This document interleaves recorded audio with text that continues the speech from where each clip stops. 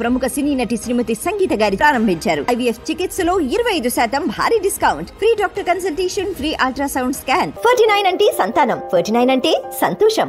So Johnny master వివాదం అనేది ఎందుకు ఇంత హడావిడిగా చేస్తున్నారు, అసలు ఏంటండి అదే? అస్సలు బిహైండ్ ఏంటి అనేది మీరందరూ కూడా అనలైజ్ చేయాల్సిందే. అందుకని మొదటిది వెనకాల రాజకీయ కుట్ర అంటుంది. అంతే. రాజకీయ కుట్ర లేకపోతే, రాజకీయ ప్రోద్బలం లేకపోతే, ఒక రూలింగ్ పార్టీలో ఉన్న పవన్ కళ్యాణ్ లాంటి ఒక మనిషి యొక్క ముఖ్య మిత్రుడిని, అందులో జనసేనలో పనిచేసిన అతన్ని జానీ మాస్టర్ మీద పోలీసులు ఇంత అత్యుత్సాహంతో అప్పుడప్పుడు ఏదో ఇంటర్నేషనల్కి విక్టిమ్ని పట్టుకోవాలన్నట్టు, క్రిమినల్ పట్టుకోవాలన్నట్టు గోవాకి వెళ్ళిపోవటం, అక్కడికి వెళ్ళిపోవటం, గబగారు ఫోక్సో సాక్ష్యాధారం లేకుండా ఫోక్సో పెట్టేయటం, అది లోపల చూసి ఇదంతా చూస్తూ ఉంటే వెనకాల ఒక ఖచ్చితంగా బలమైన ఫోర్స్ లేకపోతే ఒక రూలింగ్ పార్టీలో ఉన్న వ్యక్తిని అంత ఈజీగా మన పోలీసుల గురించి మనకు తెలుసు. రూలింగ్ పార్టీలో ఉంటే ఆ పార్టీ మనకి అండగా ఉంటారు తప్పితే ఎదురుగా వెళ్ళలేని స్థాయిలోనే ఉంది మన పోలీసులు. ఎదిరిపోతారు అంటే అది లేదు. చూస్తున్నాం కదా, చరిత్ర చూస్తున్నాం.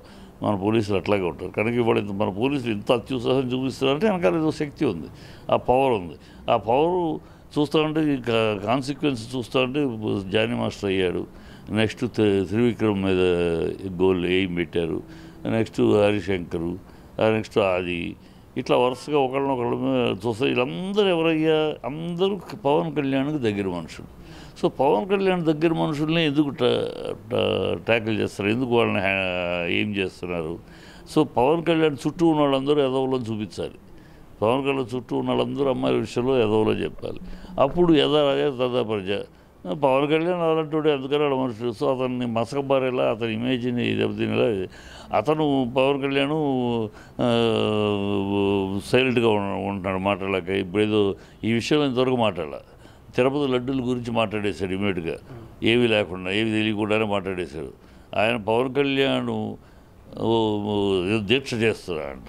దీక్ష ఎన్ని డ్రామాలు దీక్ష చేయాలంటే, పవన్ కళ్యాణ్ పశ్చాత్తాప దీక్ష చేయాలంటే ఏం దీక్ష చేయాలి? వాడు పవన్ కళ్యాణ్ నేను పచ్చి అబద్ధం ఆడాను, ఒక ఆఫీసర్ చెప్పిన మాట నమ్మి 32,000 మంది మిస్ అయిపోయారు, వాళ్ళ అమ్మాయిలను అమ్మేశారు అని ఒక పిచ్చి అబద్ధం ఆడాను. తద్వారా ఆంధ్రాలో ఆందోళన మొదలైంది. ఆంధ్ర మగపిల్లకి ఆడపిల్లలు ఇవ్వడానికి కూడా ఇతర రాష్ట్రాల్లో తిరిగి వాళ్ళు ఎవరు ముందుకు రాలేదు. ఆంధ్ర రాష్ట్ర పరుగు పోయింది. వాళ్ళు చెప్పిన అబద్ధాన్ని నమ్మి నేను ఆ ప్రజల ముందు చెప్పేసి అబద్ధం ఆడి, పచ్చి అబద్ధం ఆడి, రీతిగా నిజాయితీగా రాజకీయాలు చేస్తానని నేను ఇంత తప్పుడు నిస్సిగ్గుగా అబద్ధం ఆడాను. కనుక దానికోసం ప్రాయశ్చిత్తం చేసుకుంటున్నాను అని అది చేసి తర్వాత ఇవన్నీ మాట్లాడారు. ఇక్కడ అలాంటి ఇక్కడ ఈ విషయంలో ఎందుకు స్పందించాలి కదా? అక్కడ తనకు తెలుసు వెనకాల నుంచి ఏ ఫోర్సు తన మనుషులను అటాక్ చేస్తున్నారు, ఏ ఫోర్స్ ఉందో తెలుసు. ఇప్పుడు డైరెక్ట్గా ఆ ఫోర్స్ని మాట్లాడితే తేడా వస్తాయి. తను కౌంటర్ కోసం ప్లాన్ చేస్తున్నాడు. ఇక్కడ పవన్ కళ్యాణ్ ఒక ఏం చేస్తున్నారంటే దానికి కారణం లేకపోలా, ఊరినే మనం బ్లైండ్గా అంటలేదు.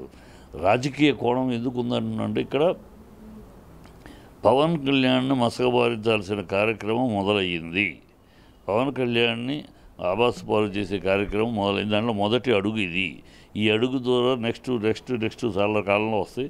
ఎంత తొందరగా అతను ఆబాస్ పాలు చేస్తే అంత తొందరగా లోకేష్ లైన్లోకి వస్తాడు. అది